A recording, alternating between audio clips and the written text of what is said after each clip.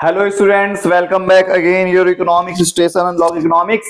आज की क्लास के अंदर हम लोग एक रिचार्ज सीरीज लॉन्च करने वाले हैं। रिचार्ज सीरीज के अंदर तुम्हारा क्या होगा, 5 दिन के अंदर हमारा पूरा इकोनॉमिक्स खत्म होगा। रिचार्ज कर लो अपने आप को। आप लोगों ने इसे अगर रिचार्ज कर लिया 5 दिन में 50 मार्क्स कंफर्म।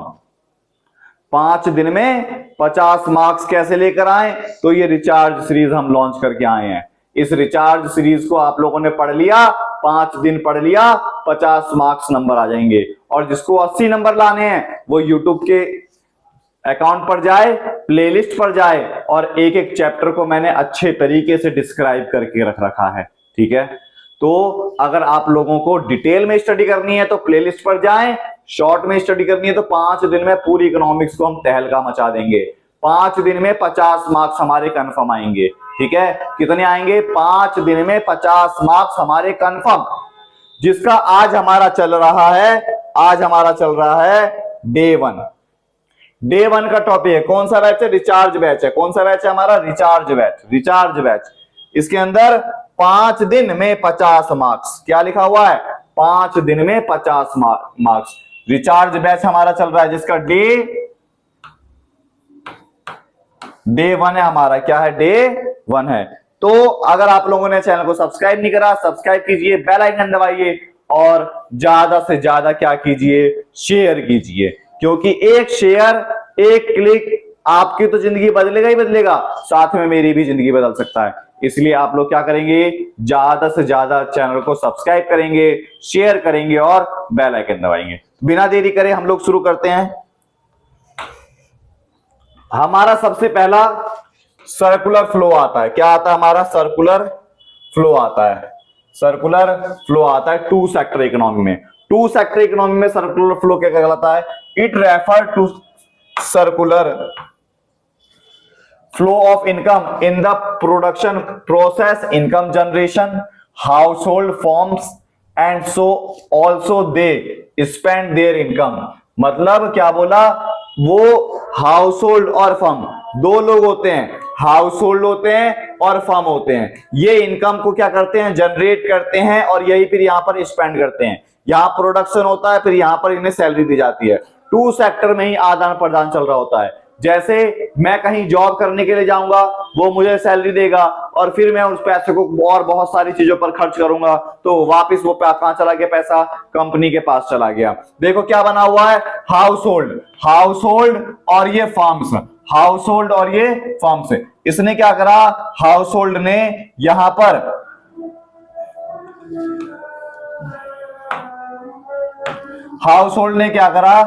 पर फैक्टर ऑफ प्रोडक्शन के लिए इसके यहां जॉब करने के लिए गया। क्या करने के लिए गया? जॉब करने के लिए गया। जब जॉब करने के लिए जाएगा तो फिर क्या होगा? यहां पर इन्हें सैलरी मिलेगी। इन्हें क्या मिलेगी? सैलरी मिलेगी। फिर ये सैलरी को यहां पर खर्च करेगा, एक्सपेंस करेगा। इसके पास पैसा वापस पहुंच गया, फिर जिस सामान को उसने पैसे को खर्च करा, वो पैसा वापस इसके पास, सामान इसके पास आ जाएगा। तो यही 2 सेक्टर इकोनॉमी में कहलाता है हमारा क्या? Circular flow of income. ठीक है, फिर इसके बाद हमारा फेजेस ऑफ सर्कुलर फ्लो के फेज कितने होते हैं? सर्कुलर फ्लो के जो फेज होते हैं, वो फेज होते हैं हमारे सर्कुलर फ्लो के 3 फेज होते हैं। जनरेशन फेज, मतलब इनकम जनरेट होगी। फिर होता है डिस्ट्रीब्यूशन फेज, जहां इनकम जनरेट हुई उसको यहां पर क्या हो जाएगा? बांटा जाएगा, वितरण। ठीक है, फिर उसको क्या करा जाएगा? डिस्पोजिशन, मतलब एक्सपेंस करा जाएगा, उसको खर्च करा जाएगा। एक इकोनॉमी के अंदर 3 फेज होते हैं। इनकम बना, इनकम को बांटा गया, उस इनकम को क्या करा गया? खर्च करा गया। समझ में आया?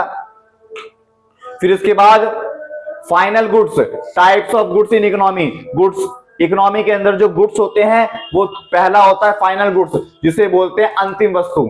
इसे क्या बोलेंगे हम? अंतिम वस्तु, जो नेशनल इनकम में इंक्लूड करी जाती है। ठीक है, इसके अंदर अब कोई काम करना बाकी नहीं होता, ये रेडी टू यूज होता है। इंटरमीडिएट कंजप्शन में क्या होगा? मध्यवर्ती। इंटरमीडिएट कंजप्शन में क्या होगा, मध्यवर्ती होगा। ठीक है, इंटरमीडिएट कंजप्शन में क्या होगा, मध्यवर्ती, जो नेशनल इनकम में क्या होता है, इंक्लूड नहीं होता है, इसके अंदर काम होना अभी बाकी होता है। ठीक है, फिर होता है कंजप्शन और कंज्यूमर गुड्स।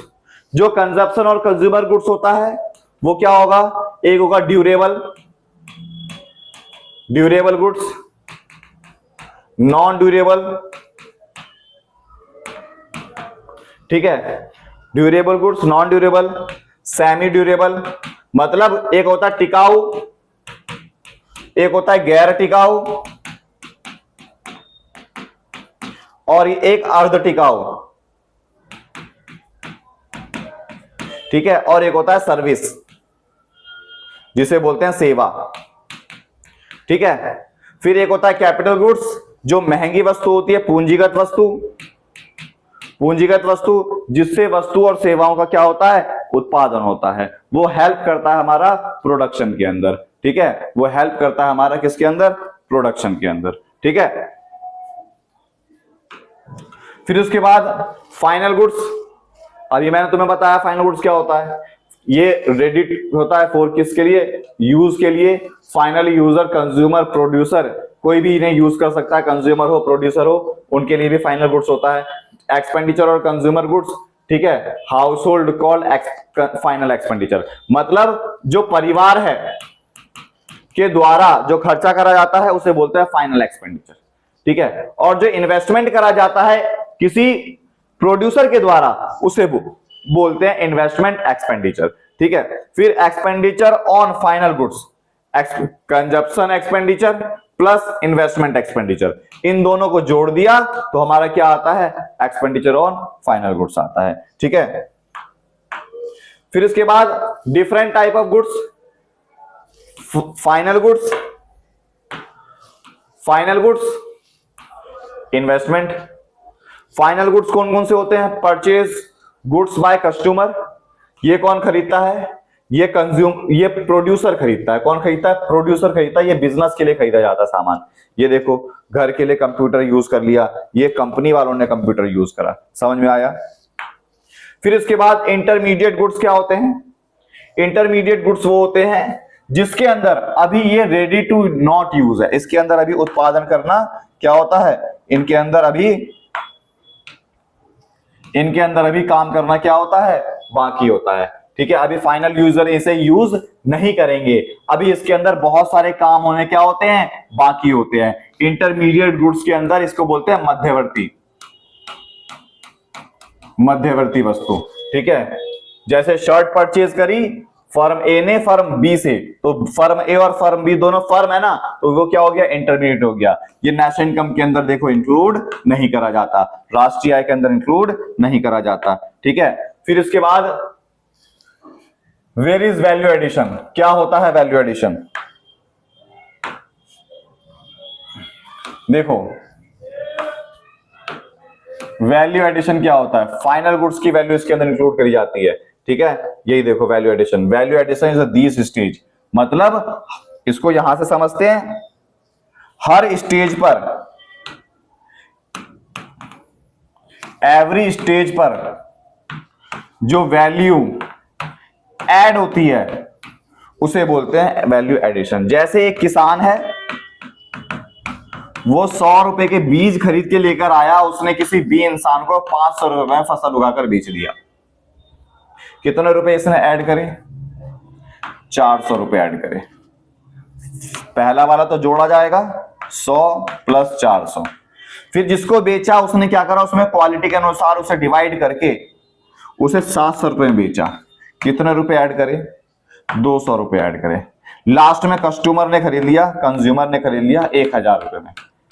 ठीक है, पैकेट में पैक करके उसने कस्टमर को बेच दिया। कितने रुपए ऐड करे, 300 रुपए। प्रत्येक स्तर पर जो वैल्यू ऐड होती है उसे बोलते हैं वैल्यू एडेड, मूल्य वृद्धि।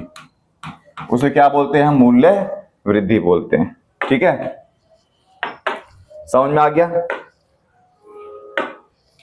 फिर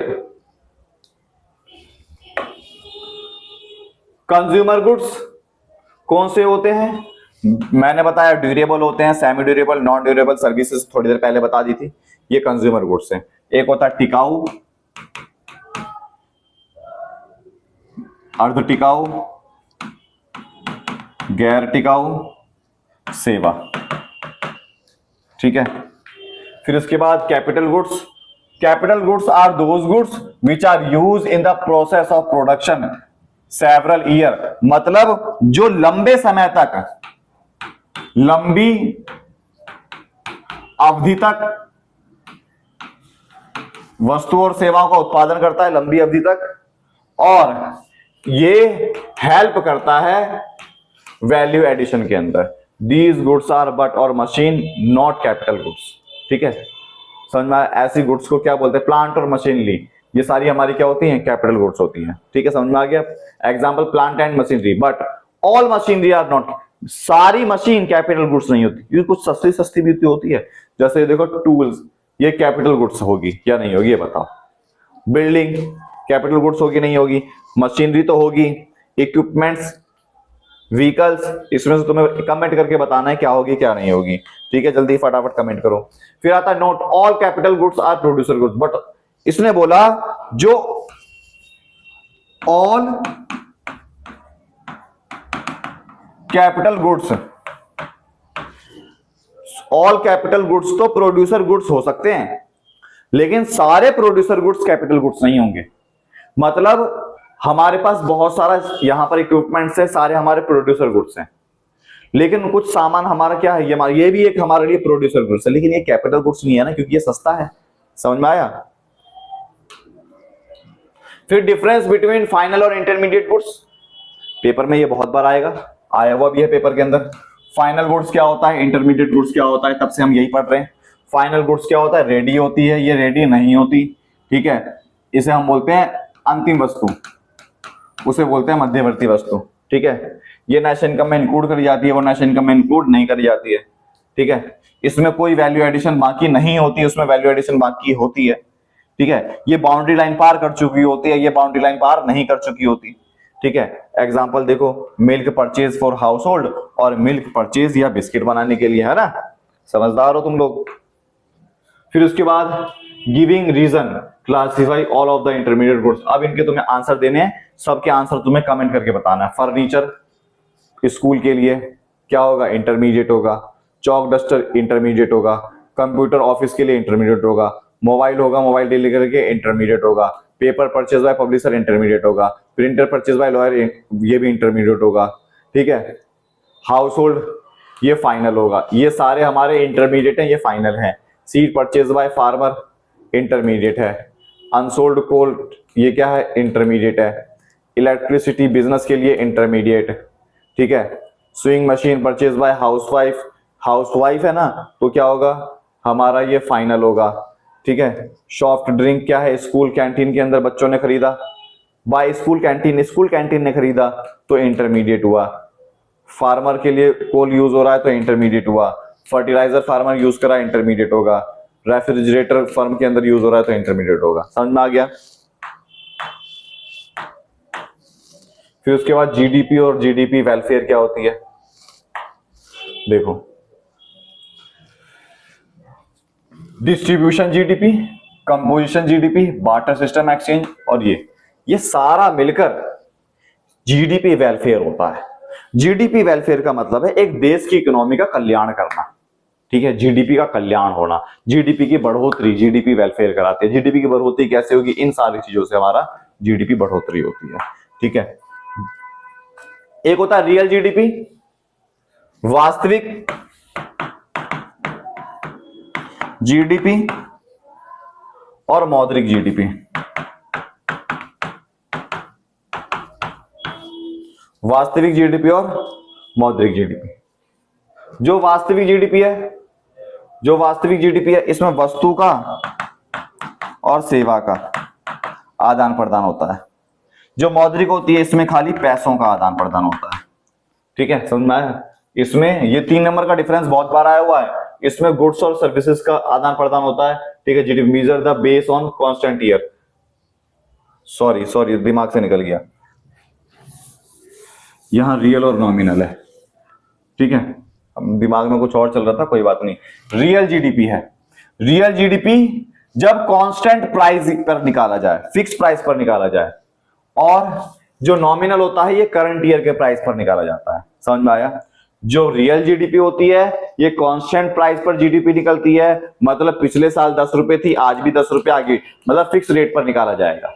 लेकिन जो नॉमिनल जीडीपी है, जो इस समय प्रेजेंट में रेट चल रहा है, करंट रेट, उस पर जीडीपी निकाली जाएगी, समझ में आया। इसमें real GDP is inflation adjusted GDP of a country, true indicator economic growth और वेलफेयर। इससे हमें पता लगता है, ठीक है, ये ग्रोथ और वेलफेयर के लिए बहुत ज्यादा फायदेमंद है, ये ज्यादा फायदेमंद नहीं होता, ठीक है।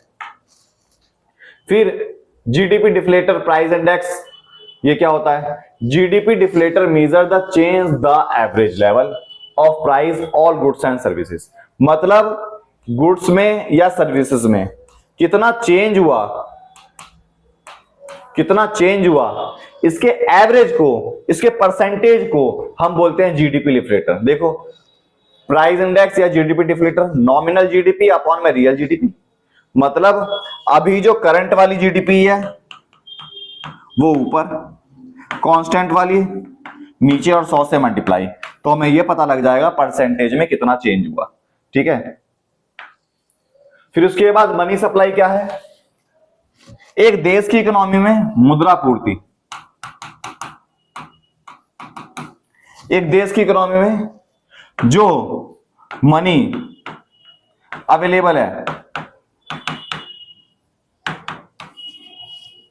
एक देश की इकोनॉमी में जो मनी अवेलेबल है, ठीक है, उसको बोलते हैं money supply. It mean stock of money, ठीक है, मतलब जो स्टॉक है पैसों का, उसे बोलते हैं मनी सप्लाई एक पॉइंट ऑफ टाइम पर। Money supply does not include, इसके अंदर जो सरकार के पास जो स्टॉक है वो नहीं इंक्लूड करा जाएगा। Stock of money held by banking system के पास जो पैसा है वो इंक्लूड नहीं करा जाएगा, ठीक है। क्या क्या इंक्लूड करा जाएगा? They are considered supplier money, money supply include individual या फर्म, मतलब एक देश की जनता के पास कितना पैसा है और फर्म के पास कितना पैसा है, खाली ये इंक्लूड करा जाता है, ठीक है। Component of measurement of money supply, money supply को मेजर करने के लिए क्या क्या चीज इंक्लूड करी जाती है? देखो, तुम्हारे कोर्स में एक ही फॉर्मूला है M1, 4 फॉर्मूले M1, M2, M3 और M4, इसके अंदर, ठीक है, इसके अंदर जो है हमारा M1 और M2 और M3 और M4 ये सारी इंक्लूड करी जाती है, ठीक है। CC plus DD plus OD, CC का मतलब जो किसके पास पैसा है, करेंसी, CC का मतलब करेंसी हेल्ड बाय पब्लिक, जनता के पास जो पैसा है, ठीक है। DD का मतलब डिमांड डिपॉजिट, DD का मतलब क्या है? डिमांड डिपॉजिट, जो बैंकों के पास जो पैसा है, लोन वाला, डिमांड डिपॉजिट,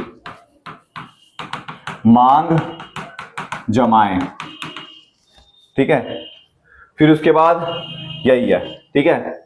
और OD का मतलब अदर डिपॉजिट, OD का मतलब अदर डिपॉजिट, अन्य जमाएं, जो किसके पास है? RBI के पास जो पैसा जमा है। इन तीनों को हम प्लस करते हैं तो हमारा M1 निकल कर आता है, ठीक है। हमारे क्या निकल कर आता है? M1।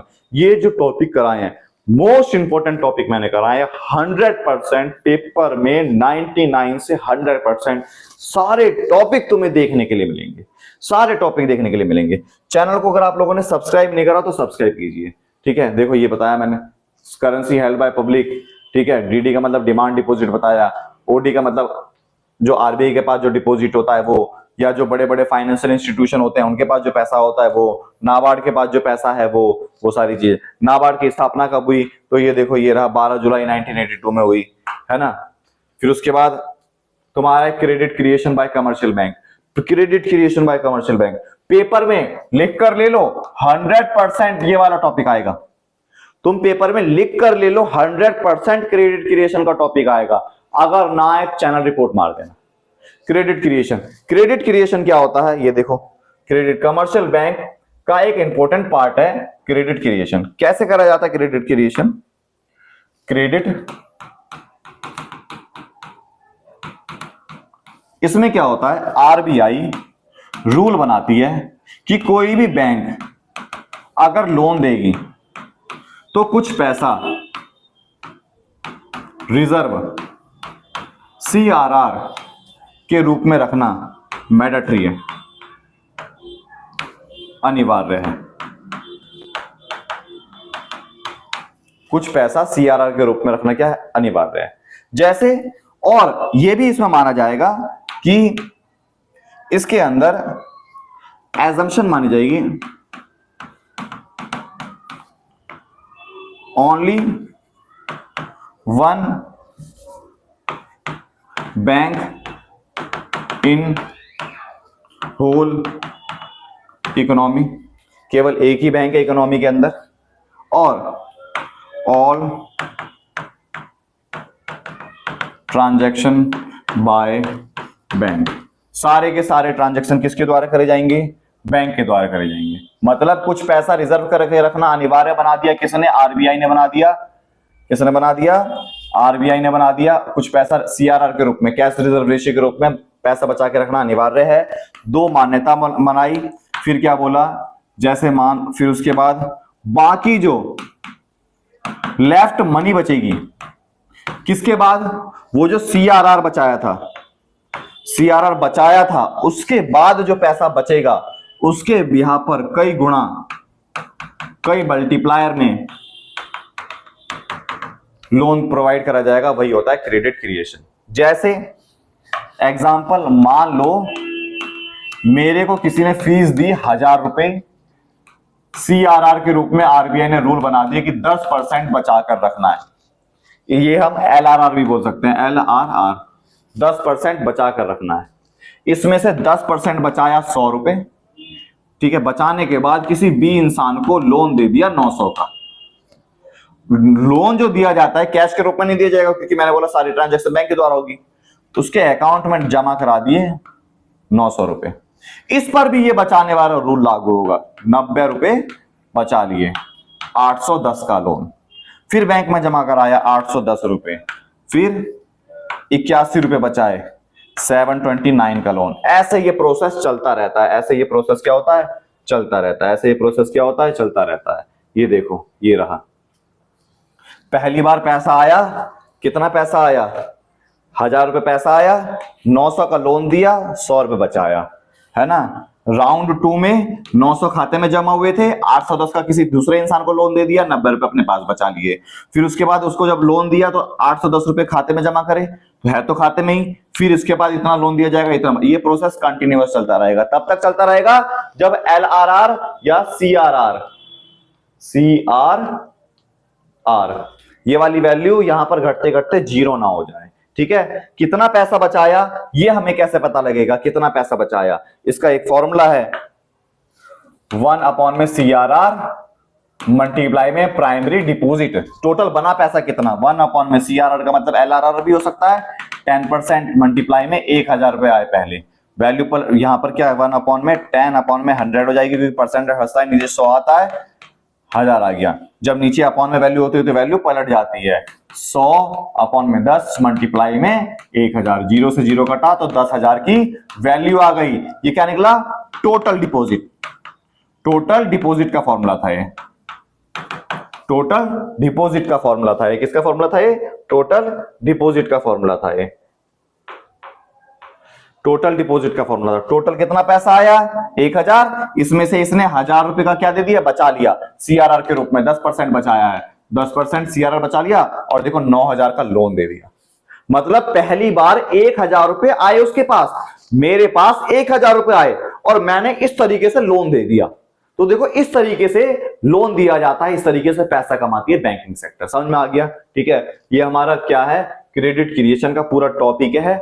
इतना पूरा पेपर में लिख कर आ जाओगे, कई बार 6 नंबर में भी आ जाता है और कई बार 4 नंबर में भी आ जाता है। चैनल को सब्सक्राइब करें और बेल आइकन दबाएं, जरूर दबाएं, ठीक है। फिर उसके बाद हमारा जो नेशनल इनकम का था, प्रैक्टिकल क्वेश्चन भी मैंने करा रखे हैं, नेशनल इनकम के बहुत सारे क्वेश्चन करा रखे हैं। अगर आप लोगों ने वो भी नहीं देखा, वो भी देखें, ठीक है। हमारा तो मतलब मैंने एक डे 1 के अंदर आपको नेशनल इनकम की थ्योरी कितना पढ़ना है, और उसके बाद मनी की थ्योरी कितनी पढ़नी है, बैंकिंग के अंदर जो मेन है मैंने वो आपको बता दिया। नेशनल इनकम, मनी और बैंकिंग हमने क्या करा है, रिचार्ज बैच चालू करा है, रिचार्ज बैच चालू करा है 5 दिन इकोनॉमिक्स इन, 5 दिन इकोनॉमिक्स इन, 5 दिन के अंदर 50 मार्क्स हमारे कंफर्म, 5 दिन में 50 मार्क्स हमारे कंफर्म आएंगे। ठीक है, इतने चीज पढ़ लोगे क्योंकि थियोरेटिकल जो होगा वो 50 नंबर के आसपास का आएगा। ठीक है, चैनल को आप लोगों ने सब्सक्राइब नहीं करा, सब्सक्राइब कीजिए क्योंकि अभी हमारे 4 दिन की वीडियोस और आएगी। ठीक है क्लास, थैंक यू क्लास, जय हिंद जय भारत।